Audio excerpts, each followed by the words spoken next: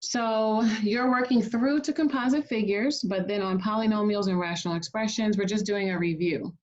So if you did not do this already when we were in class together on site physically, then you can choose to do this one this week if you've already made it through the geometry up to composite figures. So this one also, you want to do the pre-test to see how much you remember. Then we've got the adding and subtracting polynomials, multiplying and dividing polynomials.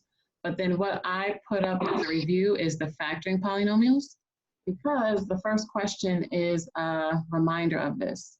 So speaking of first questions, let's take a look at number one. So what this section is doing is, this is going back again to calculating volume and surface area. But luckily, in this handout, you can tell which shape you're working on because they're putting it under the subtitles.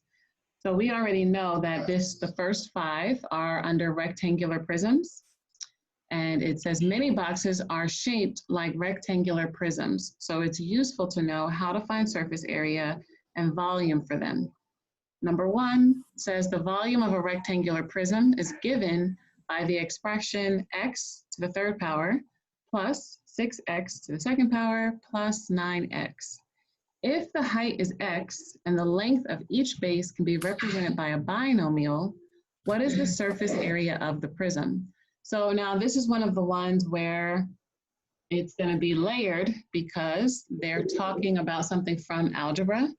And like we said, this is how you overlap a question to make it worth a lot, right? So you can say that you completed high school math by doing 50 questions.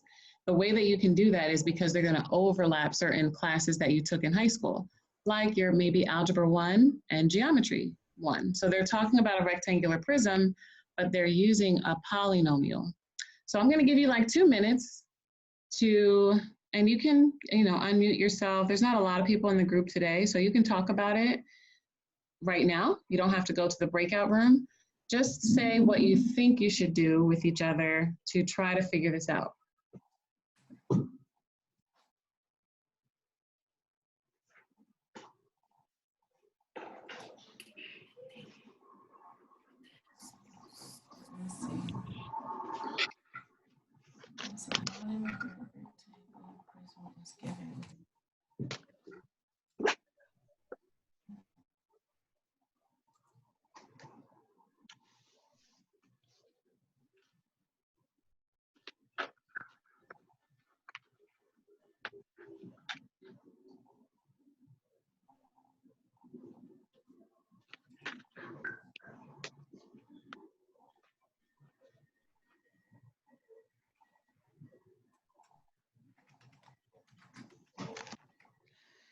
Any ideas? To use the D. To use which one? D. B, yes, B is correct. So what is your thought about this one? How did you figure that out?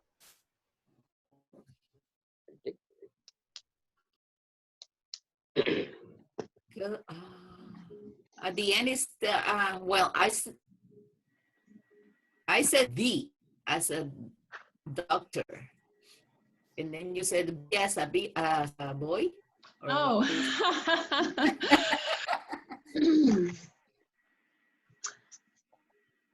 Okay, so then let's take a look. Can you see the whiteboard? Yes. Yes. Okay, Yes. so what you want to think with this one is they're kind of giving you a clue that you're using this trinomial, but they're talking about if the length and the base was a binomial. So this is where we were factoring trinomials, if you remember. So x to the 2nd power plus 6x plus 9. And what you're thinking is, if you just remove, how would you come up with x to the 2nd power plus 6x plus 9? So if you remember when we were factoring them out, that's going to give you 2 binomials. Mm-hmm. So how are you going to get x to the third power? One side has to be x plus 3. So that means You When they divide that. be for X or they give you X. Let me X write it is over.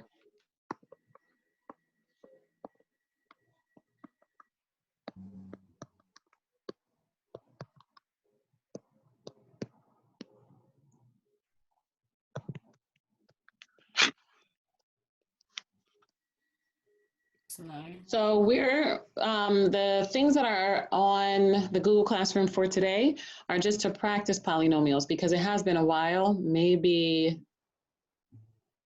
Those pages flow away. December, January. I don't know. I think this is chapter 4 in the textbook. So if you still have your binder, you can go back through the actual textbook of polynomials. But we did do a lot on Math is Fun too. So I'm going to load that up also. So this is going to kind of be like a review of polynomials this week in the background of doing this surface area and volume. Because most people have made it through surface area. I saw people did their Khan Academy. Some people have been on Aztec, and we actually did complete the textbook. So to keep something new, or I should say for review, you can go back and take a look at polynomials. So we did monomials, that's just 1. Binomial is 2. And then trinomial was 3. Polynomial is just more than 1. So we can review the vocabulary and review how to do it. But let me get the eraser. This should be X. I don't know why I did a 2.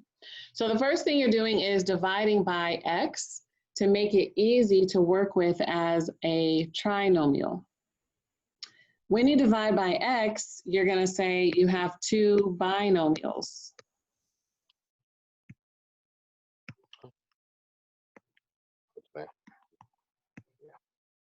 So what you end up saying is that in order to get x squared, you can say x times x. So this is where we did FOIL. Do you remember that page? First, Outer, inner, last. So what you're really just trying to come up with is the idea that this is one of the sides. So if this is one of the sides, then you can figure out the surface area by saying 4x. So you're really just looking for something that would be a rectangle out of A, B, C, and D. If this is one of the sides coming from the trinomial, then you can say 4x times x plus 3. That's going to be 2.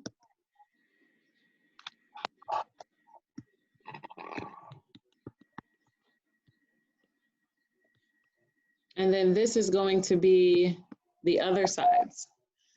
So you have to be thinking about the polynomials in order to remember how to factor them. But this is what we're going to do the review on. So if you didn't get this one right, what you're looking for in the surface area is that you would have had 6 sides, again, of the box. So you're trying to figure out what could be 6 sides and what is the side length. So the way to figure out the side length is to factor the polynomial, but then you're thinking of I have 4 sides that are one way and 2 that are another way. So I would say if you were thinking about maybe guessing, it would have been A or B, just looking at trying to come up with 6 sides. But you also do have to remember, because they're pretty close, right? X plus 3 to the second power, or x plus 3, that's both in A and B. Actually, they're all kind of similar, except that they don't have a 2 and a 4. So again, when you're thinking of just doing your what's the best guess out of 4 questions that are multiple choice, you just want to think of everything that you do know about the vocabulary in the question. So this one has no picture. It's just combining algebra, the idea of binomials, and the rectangular prism. and they're telling you that the height is X. So you kind of end up dividing by the height in order to get the length, and then using the length to say what would all of the surface area be. So you would have the height times the length after you factor the polynomial. So if you didn't get this one, don't worry. I figured that, it's been a while since we've done polynomials. So that is what is on the Google Classroom for today, is just to refresh the polynomials. But moving on to number 2, this one is back to just straight geometry. I was about to say algebra. Back to straight geometry. A container shaped like a rectangular prism. Let me flip the screen back in case you're not looking at it.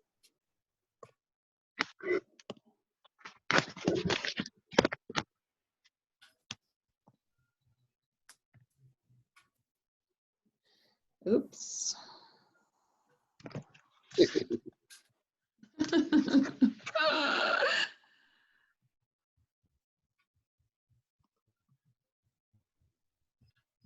This is a break, huh?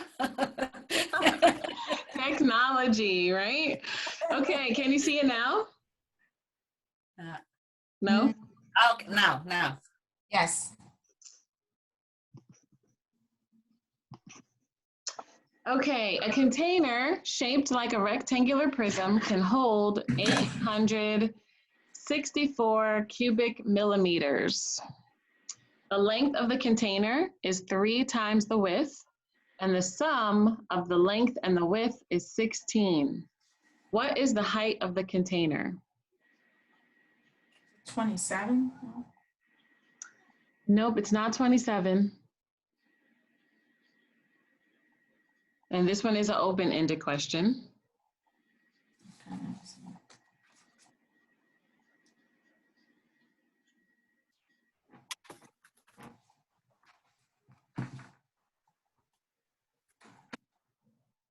I was able to calculate how they got the 864. So this one's working on your algebra skills too, because you have to figure out an expression for yourself. So it's saying that the length of the container is 3 times the width. So for 3 times 16. L, or I should make that look like a L. Times For length, you have 3W. So when you're going to get to the length, it's going to be 3 times the width. So it's saying that the sum of the length and the width is 16. So the other information that you have is length plus width equals 16. So the sum of the length and the width is 16. You can drop all of that down to just being one variable. So if the sum of the length and the width is 16, then what you have is 16 equals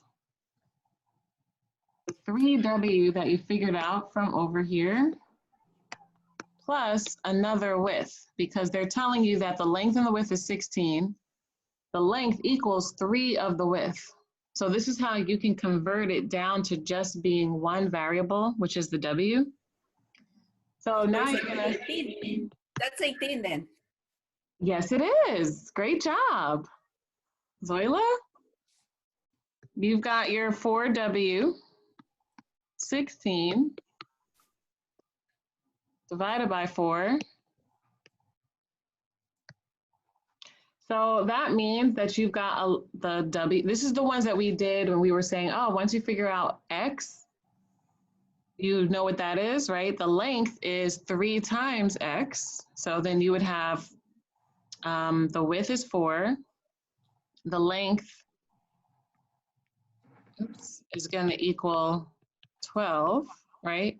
And now you can say, change the color. The 864 is length times width times height. And you know the length was 12. The width is 4. and you're asking for the height. So now you know that it is 18.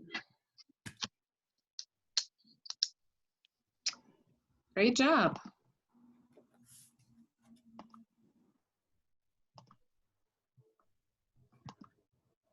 So let me just show you going to the calculator.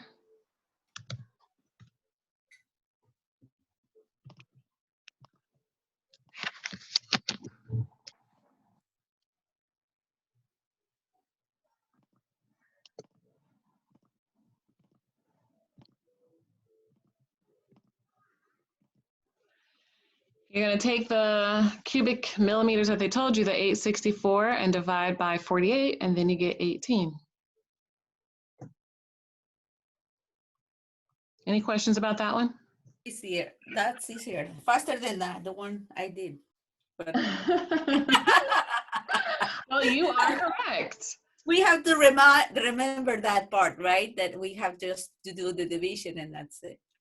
Right. Yep. So be like, again, when they're telling you what I always say is it's kind of like the end result is the perimeter and the volume or the area. Whenever they're telling you that, you know you're going to end up doing division.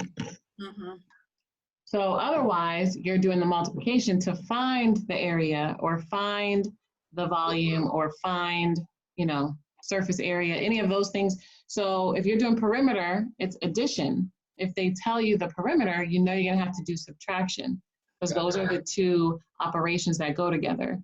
If you're doing volume or area and you know it's multiplication, if they tell you the volume or area, then you're gonna do division, which is the complement to the multiplication.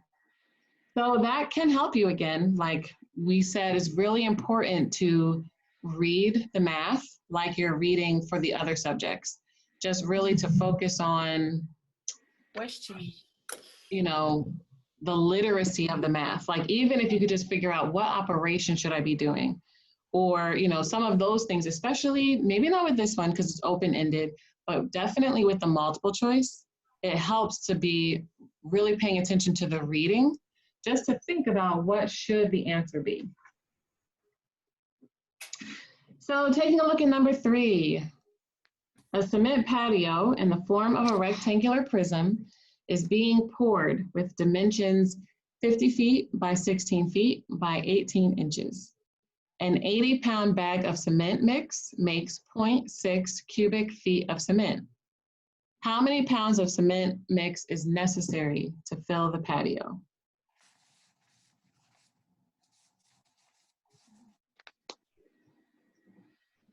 So now this is one that you have to think about the question. So it's got the dimensions 50 feet by 16 feet by 18 inches. So what do you notice about those dimensions?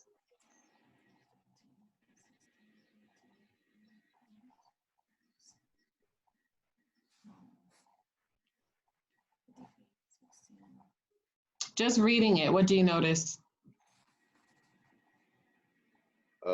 Concrete patio in the form of a rectangle prism. That'll be a square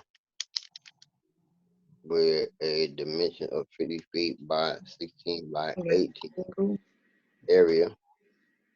So what do you notice when it says 50 feet by 16 feet by 18 inches? It's gonna be height. Length. Length. We have to volume. Yes. The prism. So it is going to be volume, right? Length by width by height. And you're going to do multiplication, right? Because you're making something out of cement, right? So you're not covering something. It's a solid now. But what do you notice? Because what you have to notice is about now the reading. So 50 feet by 16 feet by 18 inches. Unless you had to multiply 50 times 16 and then divide by 18. So you're thinking about the formula for volume, right? Is just to multiply. So this one is asking you how much cement mix do you need? Eventually you are going to divide, but you're dividing by the bag of cement mix. The first thing you have to do is figure out how many feet you have of cement that you're going to need. So if you're doing length times width times height, the first thing you have to notice is that 2 of them are in feet and 1 of them is in inches. Mhm. So did everybody notice that? Oh.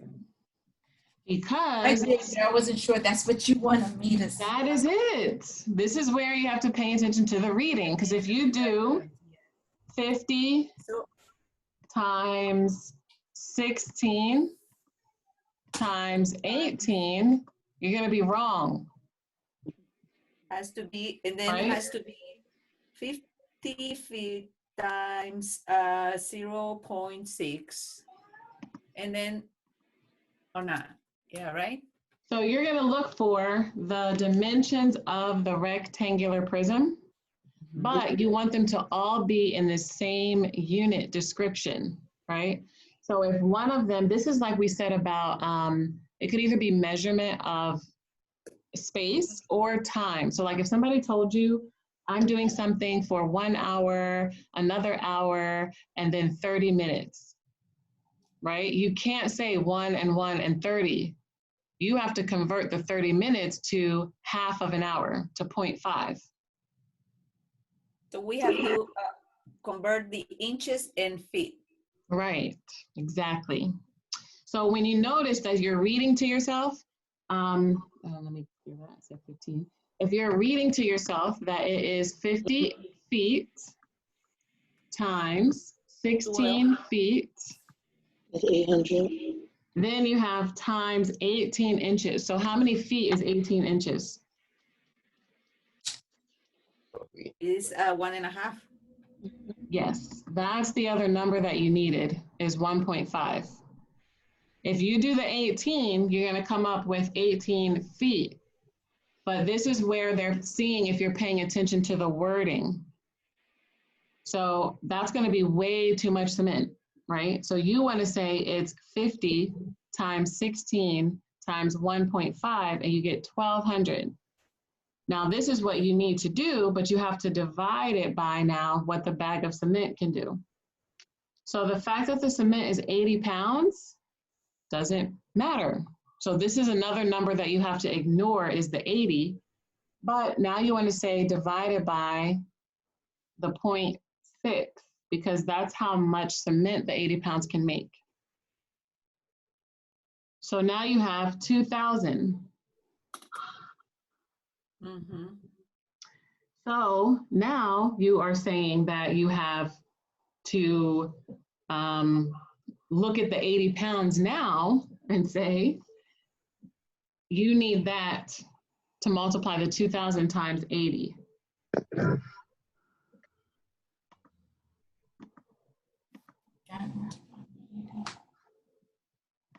So you are picking out B.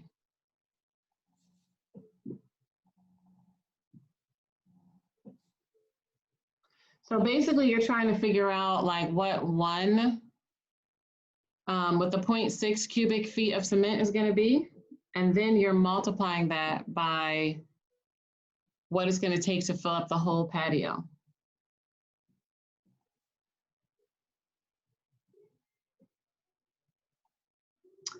So now these are the last 2 that we're going to do. This is number 4 and 5. And we're going to use the same box information for both of these. So it's just telling you use this information to answer questions 4 and 5. A box shaped like a rectangular prism has a width of 8.5 inches, a length of 9.5 inches, and a height of 14 inches. What is the volume of the box?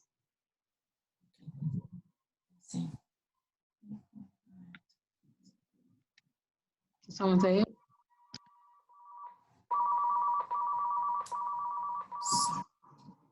Sorry, guys. So this one's pretty straightforward. You just have to know what is volume, which we already talked about, is length times width times height.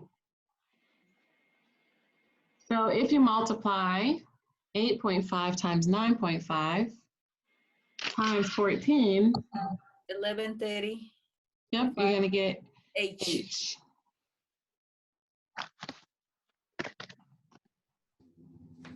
So this is just reading again. They told you the dimensions, and you're making sure you do the right operation, because when you read the word volume, you're saying to yourself, you should multiply all three. And even if you don't have the calculator available, you're doing the same thing. So if you just said 8 times 9, and you know you're going to multiply times more than 10, that's also helping you definitely eliminate F and G, right? You know your answer should be into the thousands. So you're still looking to predict, because sometimes the calculator is not available. And then last but not least, you're using those same dimensions, but you're going to say, what is the surface area? So we talked about there's two ways to do the surface area.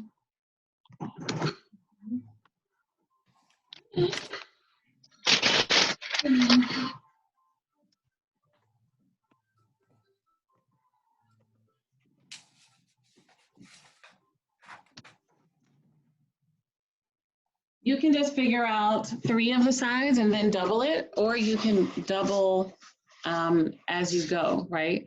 So if the measurements are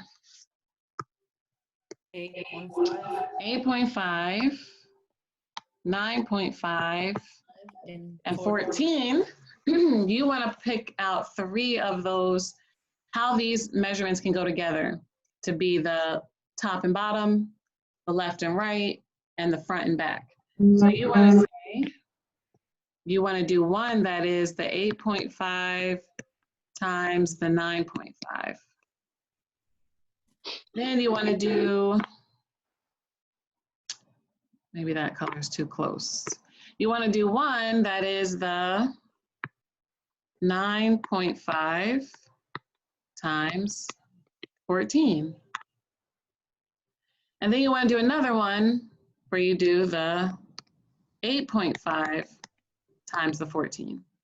So what you're looking to do is just figure out what the sides would be.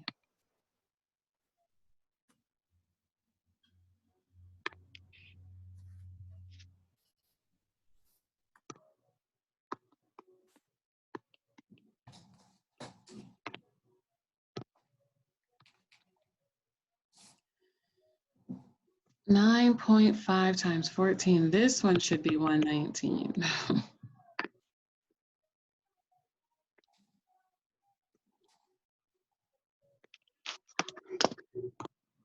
33.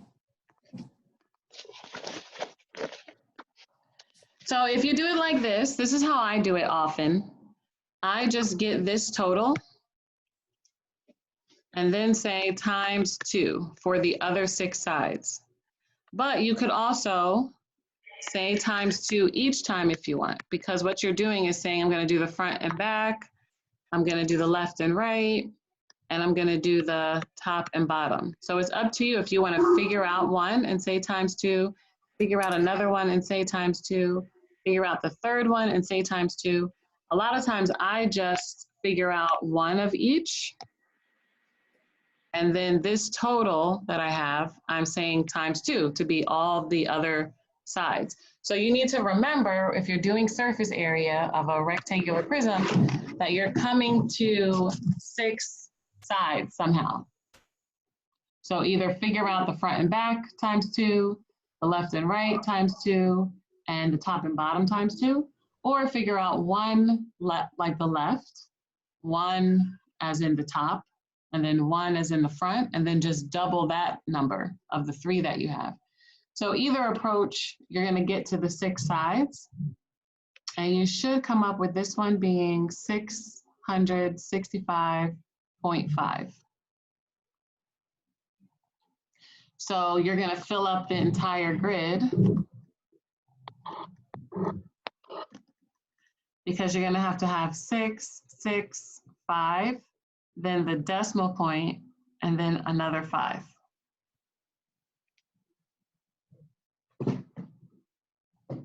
So any questions about this one? I think these two are pretty straightforward. So this is our practice of everything that we've done so far. So if you feel like, and some of these I am going to say is a review of algebra. So we're going to keep doing that as we go on. Today, do the polynomials, and we'll see, I'll see what comes up in the next 5 or 6 to review algebra again. But you can do the Aztec section if you want. So stick with the polynomials and review that. Again, it'll probably be only be on your test like once or twice. So it's not so difficult. It's just that if you have to remember it when you do see it. And even if you don't remember the whole thing, you want to remember the basics. So like if you're saying what is a binomial, like they're trying to give you clues in the vocabulary, you want to make sure that you go back through that vocabulary. So for us, I think chapter 3 was algebra, just how to do basic algebra. And then I think we did the beginning of chapter 4, which had to do with the polynomials. So maybe that's like 4.1 if you have your binder, if you were here in that section of doing algebra. So any questions? I have a question about the test. Uh-huh. They only have the test in a computer, or they have it in a paper? You know, I believe that Mercer only has the test on the computer, but Mercer is not the only testing site, of course, in the state of New Jersey. So I think that, I know Fort Dix was a close one. I'm not sure of what the other ones are though. So what I can do is try to find that maybe like on the TASC website and just send you a text message.